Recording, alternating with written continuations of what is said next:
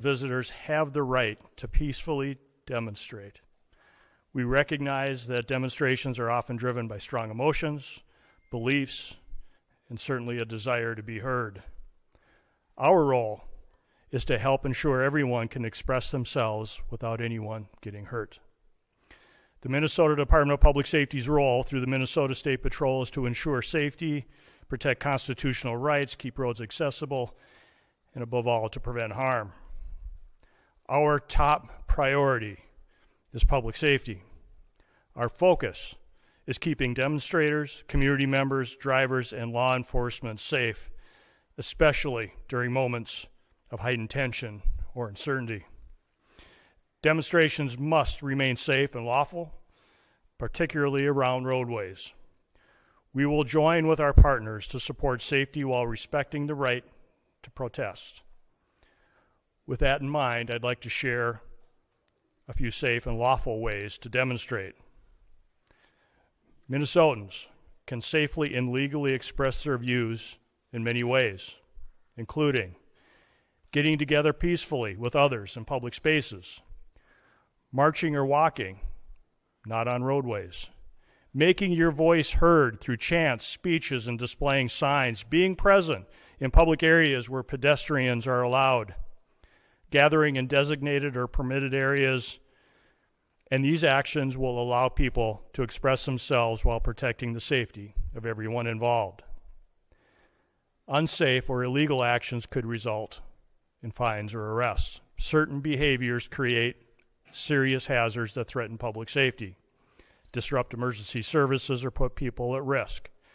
These actions could result in fines or arrest. Demonstrating on or entering a freeway on foot, walking on highways, throwing objects, starting or setting fires, damaging property or graffiti, using illegal fireworks, displaying or using illegal weapons, reckless or dangerous driving, especially near pedestrians, and certainly assaultive, aggressive, or riotous behavior toward anyone.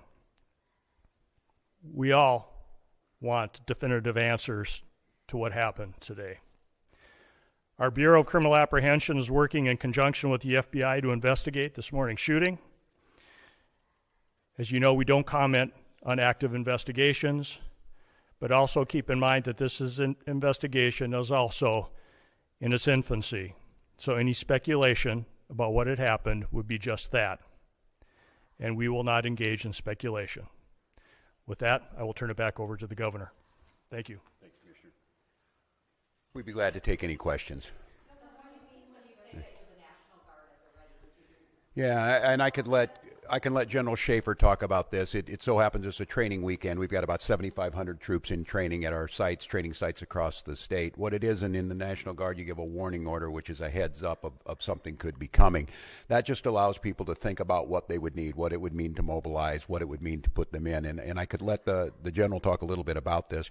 Obviously, since the summer of 2020, we had a lot of work done on teams being ready to make sure that civil unrest. And what that means, and I think Commissioner Jacobson was very clear, and I want Minnesotans to hear this from me. The desire to get out and protest and to speak up to this administration of how wrong this is, that is a patriotic duty at this point in time, but it needs to be done safely. And I think the Commissioner simply just laid out some of those parameters. We can do that. This is the peaceful resistance that we need. Simon, you want to say a few things about what that means to have them on the ready? Yes, sir. Thank you, Governor. So for the military, Minnesota National Guard is comprised of 13,000 soldiers and airmen. We live all across and work throughout Minnesota. A warning order is just an initial step to increase your preparations. The Minnesota Guard is always prepared to respond and support state agencies and the citizens of Minnesota.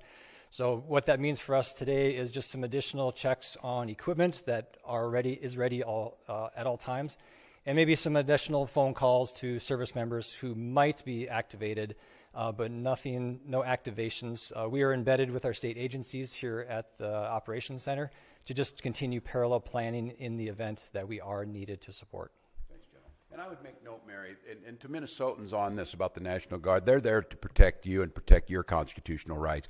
These are our neighbors. They don't wear masks. They don't bust in from somewhere else. They're not here to cause hassles to you or what we saw today, the tragedy, having them at the ready to make sure, because when we see these types of things happen, and we saw it after the murder of George Floyd, there's folks that want to cause chaos. There's the disruptors in it. And while the vast majority of those protests were peaceful expressions of their First Amendment rights, there were those that destroyed property and put people at risk. The National Guard is there to make sure that peaceful protests are able to be done, and that those that want to do the destruction are stopped from doing that.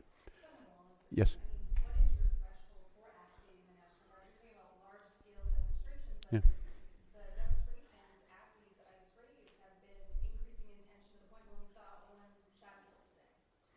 Yeah, and well, and I think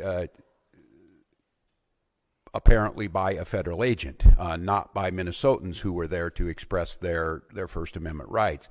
I think we've seen this to have folks ready. The gatherings that were down there today, I think this shocked everyone. People showed up as they should. There's people putting flowers down on a memorial. There's people expressing their anger. It's just as these situations develop, we decide when we need to move these people out. And I think the local reporters know well on this.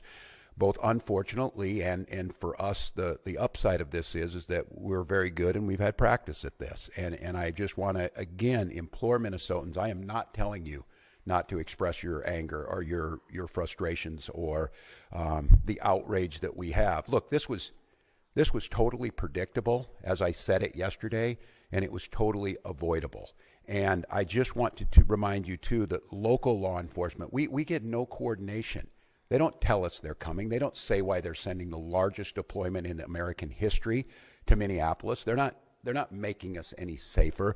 We don't have any of that coordination. They should be talking to us when we do these things. Let us know we're going to be down here. This is going to happen.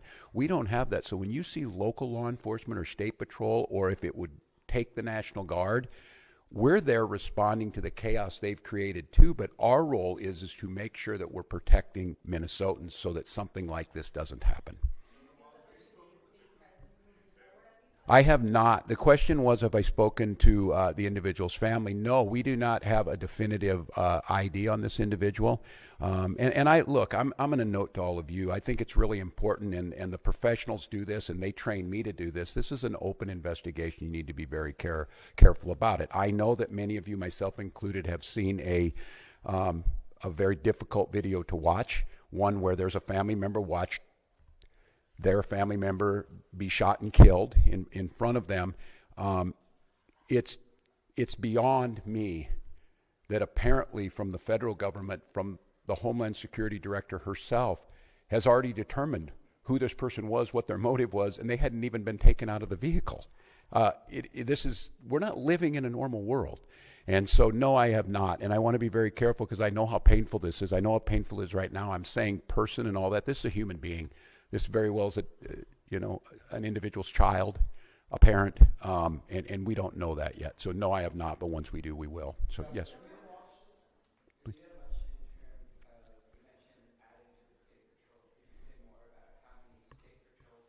Colonel, would you like to do that? Colonel.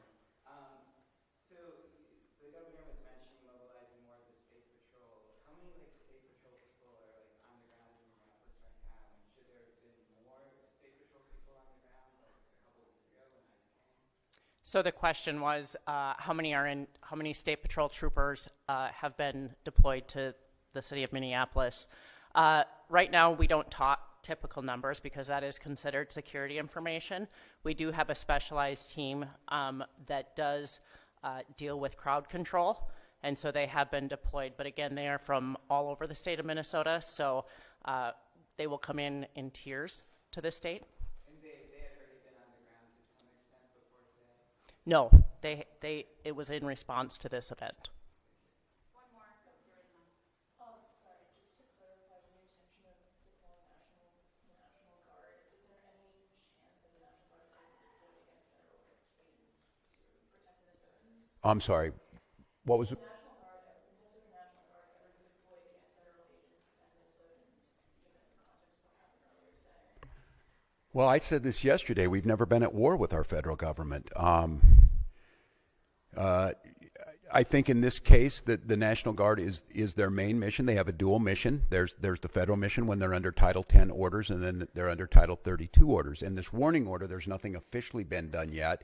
If I am to activate them as the Commander-in-Chief of the Minnesota National Guard, I will issue the executive order to the Minnesota National Guard, and then they will be put in state duty status.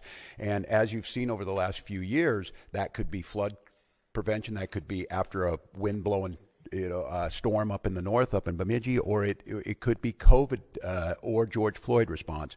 In this case, again, it doesn't necessarily change the mission. They're there to protect Minnesotans. They're there to serve Minnesotans.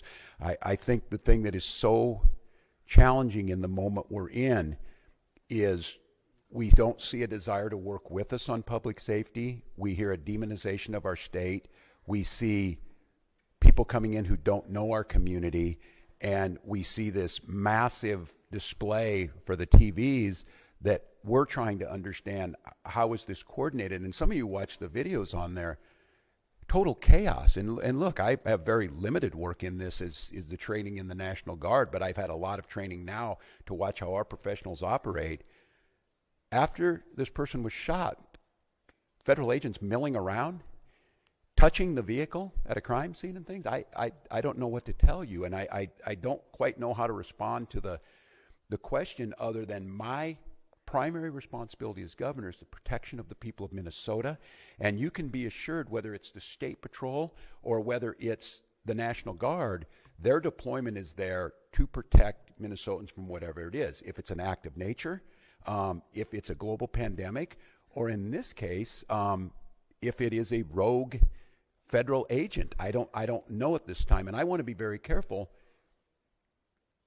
It's unprecedented that we have the federal government's already determined exactly what's happened here and the motives of an individual that we don't even know the name. They don't know the name, and that's very difficult. So, well, one more, Dana.